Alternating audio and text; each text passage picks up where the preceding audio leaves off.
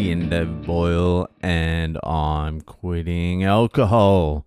So, just finished watching the Australian Open final, Medvedev versus Sinner. It was a fucking epic.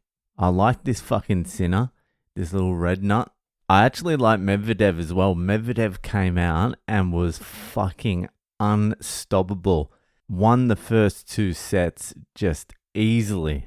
I was like, this Sinner's got no fucking chance.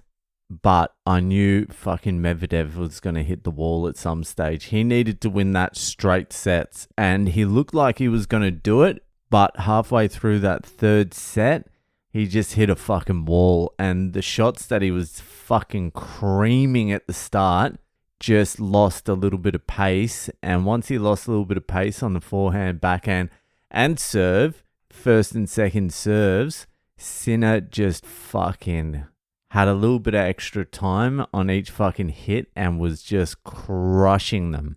You could hear the difference off the racket. In the first two sets, Medvedev was just fucking smashing them. That extra loud sound. And then the last three sets, the volume, like the noise of Medvedev's racket was a lot less than Sinner's. Sinner was just crushing it. I actually enjoyed this tournament for the first time in a while. I didn't think I was going to be interested in tennis at all after fucking Nadal, Djokovic, and Federer. I'm like, who the fuck would watch it after seeing the three greatest tennis players of all time fucking compete against each other for 20 years? But I like some of these new guys. Sinner's good. Alcaraz is good. I like Medvedev. You've got Rublev. I don't think he will win a slam. You've also got Djokovic still. The cunt's getting pretty old though, but fucking, he's still got a couple in him. Anyway, that's not even the big fucking news story today. That is just minor league compared to what happened in the cricket. Today, in the cricket, the West Indies beat Australia for the first time in a test match on Australian soil since 1997. That's 27 years. Now, this is for cricket fans only, so switch off now if you're not a cricket fan, which is like 99.999% of you. No one's going to give a fuck about this, but I'm going to do it anyway. I'll read out the teams of the Australians and the West Indies in 1997 because this was prime cricket for me. 1997, I was fucking frothing cricket. Australia had the best team in the world. They were unbeatable. And my favourite team, because I hated the Australian cricket team, just because they were too fucking good. So my favourite team were the West Indies. And the West Indies spent like the 70s and 80s as the best cricket team in the fucking world. There's a fucking great documentary about the West Indies dominance, how they became the best fucking team in the world in the 70s. It's called Fire in Babylon. It's fucking great. Even if you don't like cricket, you're just a sports fan, you'll fucking love it. And West Indies aren't a fucking country. They just pull the best players from different countries in the Caribbean. Like from Jamaica, Trinidad and Tobago, Guyana, whatever the fuck it's called. So they're not like a galvanized team. So in 1997, they were coming fucking right to the end of their completely dominant era. And that's when I was going for them.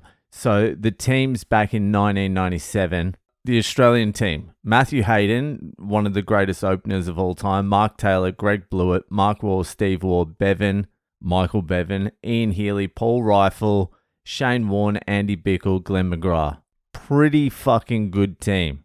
West Indies team, Sherwin Campbell, Robert Samuels. Sherwin Campbell, I fucking hated that guy so much. He would come out and he'd make fucking like 12 runs and then get clean bowled every fucking time. He was like the most spineless fucking opener. I can't remember Samuels. Shivnarayan Chandapal. He fucking sucked as well. but he managed to play for the West Indies for like 20 years and accumulate a lot of runs. Brian Lara, one of the greatest batsmen of all time. Carl Hooper, pretty good. Jimmy Adams, he was overrated but all right. Phil Simmons, he was very overrated but still all right. Courtney Brown, he was a wicketkeeper. He sort of sucked but was all right. Ian Bishop, pretty good fucking bowler. Curtly Ambrose, my favourite cricketer of all time. When I was growing up, I had like a handful of sporting heroes. Muhammad Ali, Tony Lockett, Peter Matera. These are Australian rules football players. And Curtly Ambrose. Obviously, Jordan was in there as well. But Curtly, no one excited me more than fucking Curtly Ambrose when he was fucking running in to bowl. It was unbelievable. He's probably the greatest fast bowler of all time. And then the last player was Courtney Walsh, great fast bowler as well. So that's 1997. Honestly, the West Indies back then had 4 good players, but 2 unbelievable players. Brian Lara and Curtly Ambrose, 2 of the greatest cricketers of all time. Now let's fast forward it to 2024. Australia, the number 1 test team in the world. The West Indies, just a hodgepodge of fucking absolutely useless cunts. I stopped watching West Indies play cricket about 15, no, longer than that. Way longer than that. 20 years ago? Nah, it's got to be longer than that.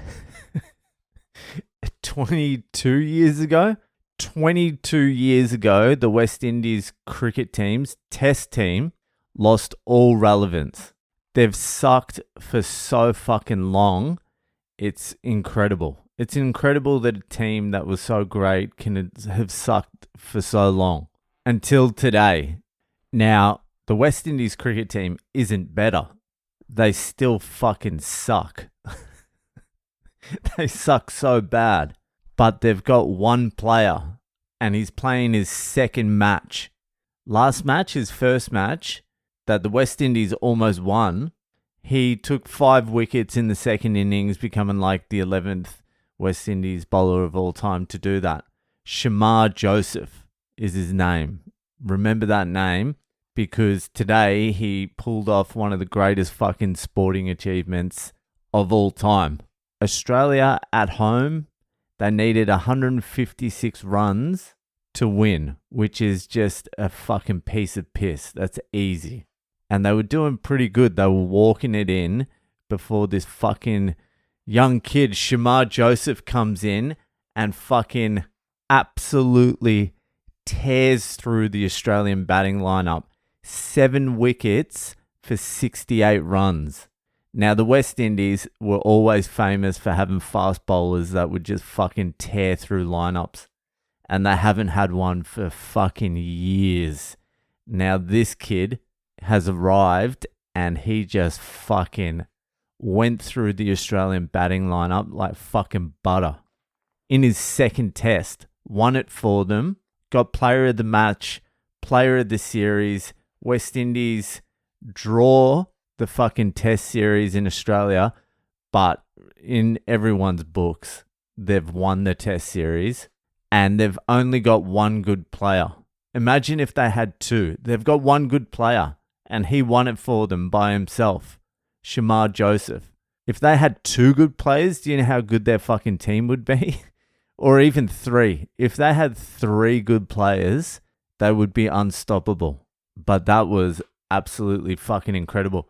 You would have got $1.01 for Australia to win. You would have got fucking like 100 to 1 that the West Indies would have beaten Australia today.